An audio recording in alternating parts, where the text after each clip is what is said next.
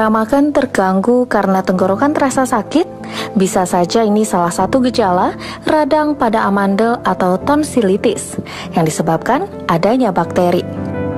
Amandel atau tonsil adalah dua kelenjar kecil yang berada di tenggorokan. Meski tidak termasuk pada penyakit serius, gejala yang umumnya dialami oleh anak-anak ini dapat dikenali dengan beberapa gejala, seperti sakit pada tenggorokan, kehilangan nafsu makan, hingga demam. Orang tua zaman dulu sering menyebut sakit amandel diakibatkan karena terlalu sering mengkonsumsi MSG. Tapi sebetulnya pemirsa, ayo hidup sehat, amandel adalah salah satu penyakit menular yang diakibatkan virus atau bakteri. Selain anak-anak dan remaja, tak sedikit orang dewasa yang juga mengalami radang amandel karena adanya kontak dengan penderita lain atau kurang terjaganya kebersihan diri. Amandel biasanya akan pulih dalam jangka waktu 4 hingga 5 hari. Namun ada baiknya jika Anda memeriksakan diri untuk mendapat penanganan radang amandel yang tepat dan tidak kembali kambuh. Nah, bicara soal amandel, kita langsung saja undang ahlinya, Dr. Habli, spesialis THT dan kepala leher. Dr. Habli. Dr. Habli, nih kita ngomong soal amandel jadinya nih sekarang karena Rafael pernah amandel. Nah, silakan nih, boleh gratis konsultasi, Bro. Silakan. Rasanya gimana waktu itu? Dulu rasanya sakit banget dan kayak beberapa kali setelah pasca operasi tuh pasti selalu minum painkiller berapa jam sekali karena nggak kuat banget. Jadi sebentar-sebentar panggil suster, aduh suster nggak kuat nih. Kalau sebelum dioperasi rasanya gimana? Sebelum, apa nyeri menelan kah? Atau batuk-batuk? Atau pilek? Gitu? Sebelum operasi itu memang aku sebelumnya udah sering banget sakit tenggorokan. Tapi aku nggak konsultasiin ke dokter. Jadi minum obat sendiri. Ternyata pas lagi, mungkin karena ini udah ngumpul semuanya, akhirnya sampai pingsan sebelum dibawa ke dokter itu. Ya? Sampai pingsan. Itu saking nyerinya ya? Pingsan. Saking nyerinya. Sakit hati aja nggak sampai pingsan ya? Iya. Karena sakit hati bisa jatuh bangun. Iya, jatuh bangun lagi. Aduh. Nah, di sini sebenarnya tahu nggak? Ada yang tahu nggak sih organ amandel itu apa? Geleng-geleng semuanya. Geleng-geleng. Nah, Rafael pasti udah tahu ya? Nah, langsung aja di sini ya. Ini dong. Dr. Habli. Ya. Bantu jelaskan dok. Ini kan di dalam kalau kita buka mulutnya begini dalamnya nih. Ya, jadi amandel itu nama lainnya kedokterannya namanya tonsil ya. Itu ada di seperti kiri dan kanan tenggorokan itu seperti kayak setengah lingkaran bola ya. Itu adalah sistem pertahanan tubuh pada awalnya. Salah satu sistem pertahanan tubuh. Yaitu letaknya ada di kiri kanan tenggorok, di belakang lidah sama ada yang juga yang di belakang hidung. Tapi yang kita kenal kalau yang di tenggorok namanya amandel. Ya. Ini ya. Coba buka mulut kiri kanan, lihat dalamnya. Buka mulut kiri kanan. Asal udah sikat gigi nggak apa-apa. Lihat. Ya. Kalau kita buka mulut gitu ya, dalam kelihatan langsung ini kanan, ya. Kiri, langsung kelihatan. Ya. Jadi bukan yang di tengah-tengah itu ya dong. Banyak yang orang mikirnya suka yang di beberapa tengah-tengah pasien ya. Salah persepsi yang dibilang yang di tengah ini. Iya, Kalau bukan amandel ini. Namanya uvula ya. Ya, jadi yang benar ini ya. Oke, fungsinya nih dok, fungsinya si amandel ini. Ya, salah satu sistem pertahanan tubuh. Jadi ibarat kalau kita lagi perang itu adalah bentengnya, ya, salah satu bentengnya. Nah, di amandel ini ada namanya kripta, yaitu lubang-lubang kecil. Kalau sering radang, jadinya seperti itu. Ada sisa-sisa makanan sama bakteri yang masuk ke dalam. Namanya detritus gitu. Oke, ya. Jadi ini sebenarnya tadi kan amandel normalnya itu bisa kelihatan kayak gini nggak? Kan pasti kan masyarakat bingung karena pikirnya kalau amandel itu kalau normal nggak ada kelihatan apa-apa. Itu normalnya begini kan? Normalnya kayak gini. Lantas yang begini ini kelihatan kalau agak merah, terus ada bintik-bintik putih, itu ada kemungkinan besar infeksi. Gitu. Tapi kita kalau lihat yang normal juga merah dok warnanya. Merahnya biasanya kalau kita sering lihat, merahnya lebih merah menyala. Beda dengan langit-langit kayak yang di langit-langit tenggorokan agak beda. Ya, oke. Ini terkait mengenai amandel karena ini suatu hal yang cukup sering sebenarnya, terutama pada anak-anak. Jadi banyak mitos yang beredar di masyarakat. Kita lihat mitosnya ya. Apa aja nih? Amandel hanya diderita oleh anak kecil katanya. Jadi kalau orang besar enggak lah. Dulu umur berapa? Waktu itu? Tahun berapa? Tahun lalu ya. Iya. Jadi bukan dulu udah sering mungkin kali enggak? Enggak juga sih, nggak tahu malah. Nggak tahu. Iya. Jadi baru kemarin rasanya gitu baru ya. Kemarin, iya. Udah besar. Jadi mitos. Jawabannya mitos. Karena semua semua dari dewasa sampai anak, sampai pertengahan juga masih bisa kena amandel gitu. Jadi kita mesti hati-hati berarti ya. Jadi ini adalah mitos ya, amandel itu memang bisa diderita oleh siapa saja berarti ya dok ya. Oke. Dan bisa berulang-ulang sebenarnya dok ya. Bisa berulang-ulang juga. Ya. Dan biasanya orang mencari pertolongan sendiri, itu yang ternyata dia nggak mau berobat apa gimana, akhirnya jadi ini ulang-ulang. kebanyakan nih kayak gini nih dok. Banyak yang bilang kalau kebanyakan minum es menyebabkan penyakit amandel. Sebenarnya bukan penyakit ya, jadi kena es itu bikin amandelnya fungsinya tidak normal ya, sehingga ketika ada kuman masuk jadinya amandelnya malah radang, jadi nggak siap dia ngadepin itu. Jadi terlalu banyak minum es bisa menyebabkan secara tidak langsung kekebalannya jadi berkurang. Oh gitu. Kalau Rafael suka minum es? Suka. Suka. Nah malah setelah operasi itu kan harus banyak makan es krim, itu seneng banget. Seneng banget ya? Iya. Jangan banyak-banyak loh sih. Ya, ini ngomong kenapa ya kalau habis operasi katanya harus makan es itu? Dari tadi dia udah nanya-nanya aja nih. Iya, jadi Sama es. susu katanya ya dok. Betul, jadi es itu untuk pertama buat stop perdarahan, membantu membekukan darah. Yang kedua bikin rasa nyaman. Oh iya benar. Nyaman. Nyaman di leher, nyaman di perut. Dengan senang hati dilakukan ya. Dengan senang hati, oke. Katanya mitos atau fakta? Amandel bisa disembuhkan dengan antibiotik. Ya kembali lagi, semua penyebab amandel nggak selalu bakteri ya. Jadi bisa virus, bisa juga karena tadi yang tidak langsung karena makanan yang terlalu berminyak, es dan lain-lain. Jadi ini mitos. Nah, soal minyak-minyak nih tadi kayaknya Rafael sempat cerita tuh ya, sebenarnya demen makan yang mungkin katanya kurang Kayaknya teratur. akrab banget nih ya, bapak-bapak ini, bener nggak? Kita satu band. Udah konsultasi. Oh, satu band Semua ini. aja makanya. Oke. Iya, oke, jadi katanya suka makan di pinggir jalan katanya ya? Iya, aku tuh seneng makan makanan kaki lima dok. Kata dokternya kemarin ya memang makanannya kurang dijaga, terlalu kotor kata makanannya gitu. Emang seperti itu ya? Betul, sama seperti es, minyak-minyakan, terus kalau dijajan di luar kan banyak MSG-nya, itu secara nggak langsung bikin amandelnya jadinya nggak siap gitu loh. Jadi menurunkan fungsinya ya sebagai Betul. benteng pertahanan tubuh tadi Betul, itu kan? betul. Ya. Nah, oke, berarti ini berhubungan nih dok dengan mitos selanjutnya bahwa cuci tangan dapat mencegah bakteri penyebab amandel. Mitos atau fakta? Ya ini benar sekali. Jadi kita setiap hari berinteraksi sama orang, bersalaman sama orang, memegang sesuatu seperti kayak di kendaraan umum. Itu kita nggak tahu bekas yang dipegang itu apakah orang sakit atau enggak. Kumannya nempel di tangan gitu. Secara tidak langsung kita taruh di mulut atau hidung, terhirup, kumannya masuk ke dalam jadinya radang gitu. Ya.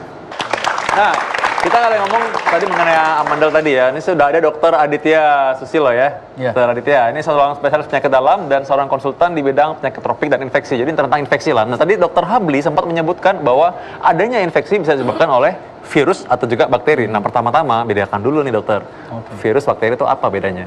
Baik. Oke, jadi tadi Dokter Habli sudah menyampaikan itu tadi ya. Oke.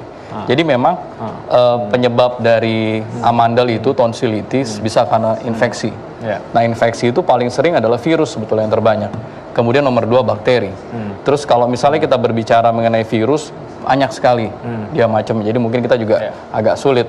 Tapi kalau untuk bakteri dia relatif lebih sedikit, tapi umumnya juga kita sulit untuk mendeteksi. Nah, keterkaitan antara virus dan bakteri itu sebetulnya nanti kaitannya lebih banyak kepada proses perjalanan penyakit dan kemudian pilihan pengobatan gitu. Yang mungkin orang banyak dengar adalah antibiotik gitu untuk menyembuhkan penyakit amandel. Padahal mungkin sebetulnya antibiotik itu hanya kita berikan kalau memang penyebab dari amandelnya ini kita yakin betul ini bakteri. Kalau memang dia virus, dia nggak bermanfaat ya. Makanya tadi saya berarti juga dengar itu. jangan buru-buru minum antibiotik ya. Nah, kita kembali lagi nih, tadi kita sempat melihat tayangan yang menyatakan bahwa itu teman-teman seprofesi saya emang banyak banget ya dok yang sakit amandel ya dok ya. Seperti Rafael juga, penyanyi-penyanyi kebanyakan nih dok. Sebenarnya itu related nggak sih dok dengan penyakit amandel? Dokter Habli mungkin dok? Oh ya, kalau sebenarnya kalau penyanyi nggak ada hubungannya, cuma mungkin dari pola makannya ya. Kebanyakan mungkin ya merokok, terus minum minuman yang dingin, makan yang nggak teratur, berminyak dan lain-lain, secara tidak langsung yang tadi menurunkan pertahanan tubuh dari amandel itu sendiri. Oh, gitu. Fungsinya nggak baik. Jadi tidak ada hubungannya dengan kita misalnya vocal abuse gitu dong? Beda lagi, itu beda lagi suaranya. Ya. Ngefeknya ke pita suaranya, Betul. bukan ke amandelnya. Bukan aja kalau gitu. sering-sering teriak-teriak mungkin lain makanya. Iya, Kalau Taralin mungkin kan ya. nih sering mungkin teriak di lapangan jadi makanya begitu ya. Nah tadi masalah tadi itu ya mengenai tadi apakah setelah operasi mungkin Rafael kan pasti waktu itu nanya ya waktu karena sebagai penyanyi mungkin kalau setelah operasi apakah ada efeknya nggak buat pita suara gitu? Satu juga Nah tadi iya, dok. aku nanya itu benar-benar. Itu pertanyaan pertama yang aku nanya sebelum aku operasi. Dok, kalau saya dioperasi saya masih bisa nyanyi nggak? Oh, nggak ngaruh katanya. Ya betul. Jadi sebenarnya tidak ada pengaruhnya operasi amandel dengan profesi nyanyinya dan lain-lain. Cuma kadang-kadang ada amandelnya yang cukup besar sekali, sehingga ada setelah operasi ada perubahan suaranya. Karena itu secara nggak langsung amandel yang besar vokalnya akan berbeda gitu. Biasanya agak lebih cempreng sedikit, kita bilang sih ke pasien lebih cempreng sedikit. Oh lebih cempreng dikit ya? Iya. Rasanya lebih cempreng nggak? Dulu setelah operasi banget memang agak susah ngomongnya dan beda suaranya, tapi beberapa Coba mungkin dicoba kali ya, suaranya lebih cempreng nggak ya? Mau denger nggak? Mau denger nggak? Mau denger ya? enggak kok sama aja sekarang. Oh sama aja sekarang. Nah, tadi terkait mengenai tadi kan kita belum bahas mengenai gimana cara orang tertular nih sekarang. Kan tentu kan orang jadi takut ya. Sekarang apakah nanti kalau habis dipakai Rafael misalnya nanti penyanyi lain, oh jangan nih nanti ketularan. Bener nggak tuh? Sebenarnya kan kalau misalnya dia lagi batuk saat nyanyi, otomatis lagi batuk, ya kumannya nempel di sini, pegang sini, pasti nempel gitu. Nah, cuma untuk mengatasinya ya bisa pakai antiseptik dulu sebelumnya atau setelah nyanyi juga bisa. Yang kedua ya dengan daya tahan tubuh ya makan-makan yang sehat dan lain-lain, menghindari yang tadi makanan yang saya sebutkan gitu. Oke, berarti ini ujung-ujungnya haruskah operasi dok? Kalau untuk operasi biasanya kita ada dua indikasi. Pertama indikasi absolut itu maksudnya wajib. Yang kedua indikasi yang relatif ya. Kalau yang wajib yang pertama kalau amandel itu sudah bikin sumbatan jalan napas. Ya, jadi ketika tidur dan lain-lain napasnya suka sesak dan tersedak. Yang kedua kalau gangguan makan biasanya sih pada anak. Yang ketiga ada kecurigaan suatu keganasan atau tumor. Nah itu wajib dioperasi. Nah indikasi relatif seperti contohnya mungkin Rafael tadi ya radang berulang. Ya biasanya kalau dari konsensusnya 3-7 kali dalam setahun radang itu dianjurkan untuk operasi. Kemudian ada juga indikasi relatif lainnya yang bau mulut, ada infeksi ke telinga dan lain-lain gitu. Nah, cuman gini ya dok ya, ngomong soal operasi ini orang dengar namanya aja udah serem sebenarnya dengan operasi ini ya. Dan seringkali orang itu takut untuk operasi.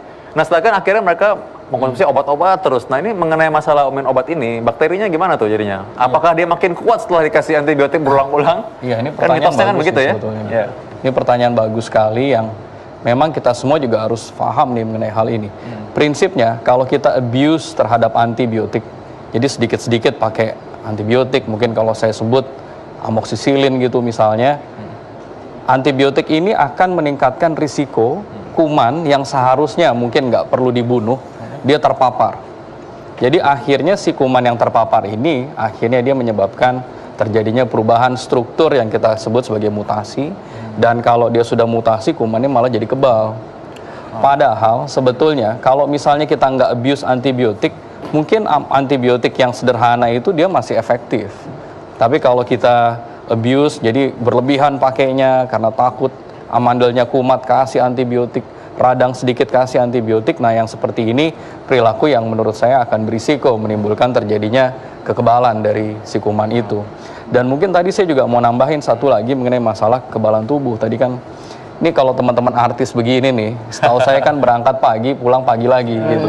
Nah, karena kebiasaan kayak begitu, mungkin istirahatnya jadi nggak terpantau, terus kemudian pola hidup sehat yang rutin juga tidak terjaga dengan baik. Nah, yang kayak begini-begini bisa meningkatkan risiko pasien untuk jadi lebih rentan terkena infeksi.